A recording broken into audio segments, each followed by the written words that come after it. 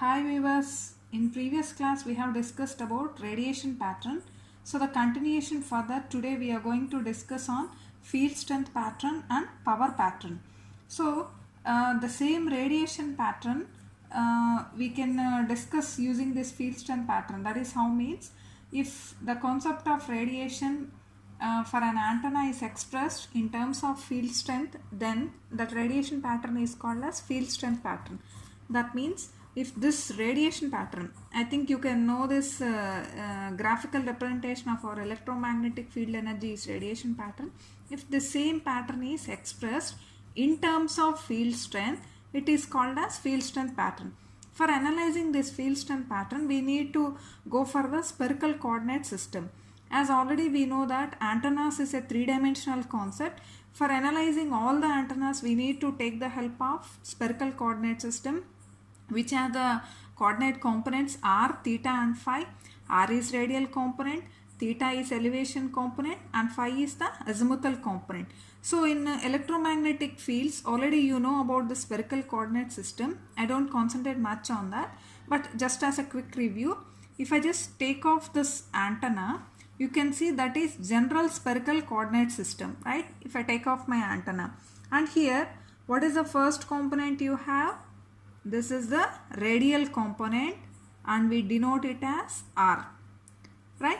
So next, from here, from the axis towards this radial component, the angle between those two is denoted as theta. And what is this theta? Elevation component. And from the x-axis towards this direction, we have the azimuthal component. It is denoted with phi. So r, theta and phi, these three are the spherical coordinate components. Taking the help of these components, we can get the field strength pattern. How means, see, I have taken one antenna, that is simple dipole antenna, and placed at the origin point of this coordinate system, and the length of the antenna we have taken it as IDL. Say here, for example, we want to calculate some field at any of the point. So there what happens is we need to take some reference point. Say we will take some point P. So from that point P, we need to calculate the field strength. So for that, what I am going to do is, just see here, we are going to have the concept like this, and we will consider a point P where all these three meet at a single, where all these three meet at a single point P, and there we can take the measurement of ER, E theta, E phi, as well as HR, H theta and H phi. So I am going to mark all these three components. You can look carefully. So in this direction, what is the component we are having? E theta as well as H theta. And next, along this downward direction, what are the components we are having? Along this direction, azimuthal direction. So towards this direction, we have the components E phi as well as H phi. And along the radial direction, what are the components you are having? Along this direction, if you extend this one, you have the components ER as well as HR, right? So if you are able to find out all these 6 components, that's it. That is nothing but the plotting of your radiation path. See here a very simple point. If the field patterns are measured or plotted as a function of electric and magnetic fields, it is simply called a field strength pattern. So for calculation of this field strength pattern, we have taken the help of the spherical coordinate system. Here we place an antenna, and if we take an antenna here, what happens? The field starts moving in this direction. So we can take any example. See, I have taken antenna like this. In this direction, you have your electromagnetic field. I want to make a graphical representation of this field. So for that, for mathematical analysis purpose, I have taken this coordinate system. So in that coordinate system, you have all these components, electric and magnetic field components. We need to do the mathematical analysis of all these components. So if you take a practical antenna, what happens is, in all the directions, the field may not be present. In some areas, it will be null. See, in this diagram itself, you can know. Here you have maximum radiation, In these two areas you have minimum radiation, in between them you have null. So how I can know? That is with the help of this field strength pattern. So for calculation of this field strength pattern, we have certain formulas. So actually for calculating this field strength pattern, what is the thing we need to do is basically we take E theta, E phi as well as del component. So electric field component as well as E phi component, horizontal, vertical and phase component. So with the help of these three components, we will find out this field strength pattern. So here we can have a concept like this. For example, if I am going to express my field pattern in terms of E theta, if I am willing to take my expression in terms of E theta of n, then at that time I will make my phi component as constant. So at that time what happens is your field equation will be like this: E theta of theta comma phi by E theta of theta comma maximum. So if we take the ratio of these two, automatically I get the normalized E theta n means normalized component of theta comma phi. And if the same I want to take in terms of E phi of n theta comma phi, then my formula will be little bit changed. In the place of theta we get phi. This time what happens? Your theta component will be constant. So here what I am doing, one time we will make theta as constant. That means from the diagram you can see. So one time in this direction we are having theta, right? So I'll make theta as constant and go on changing this phi component and take the measurement. Or otherwise I'll make this phi as constant and changing the theta I can take the measurement. So this practically you can do with an antenna. You take antenna, place like this. So around this antenna, starting from 0 you have round the clock 360 degrees, right? By changing the direction of antenna like this in all the 360 degrees, we'll be making the measurements. So while moving this antenna, actually you can see this antenna is rotating in free space. That means you can imagine your globe. So if you place this in a globe, it will be like a three-dimensional system. So in that case only I am saying that one component we will make it as constant and other component will be changing and taking the measurement. So here while taking with respect to theta, phi will be constant. While taking with respect to phi, theta will be constant. If I need to calculate total field strength, you need to understand this point. If we take an antenna, generally what happens is, so the output from this antenna is combination of same phase components as well as opposite phase. So we cannot say that all the radio waves coming out from the antenna gets some. No, it may not happen. Sometimes some of the components may get cancelled, some of the components get added.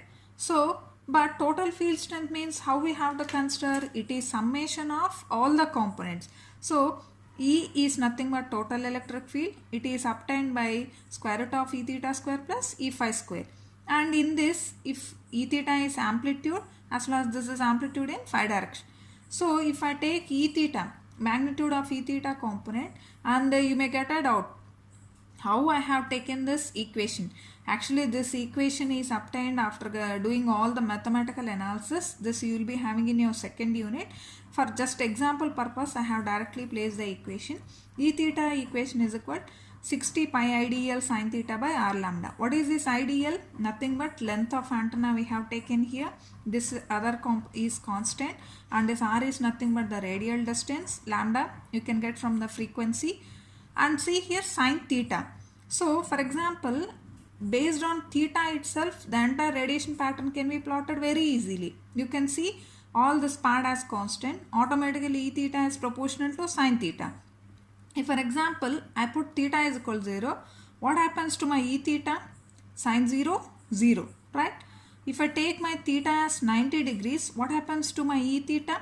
It will be 1. That's say you'll give it as maximum.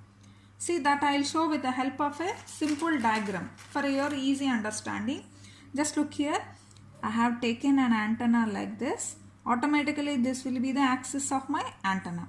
So from this what we are saying is, whenever you take an antenna, your output radiation will be maximum perpendicular to that antenna.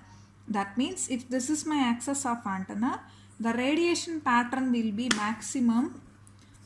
The radiation pattern will be maximum in this direction, like this and like this.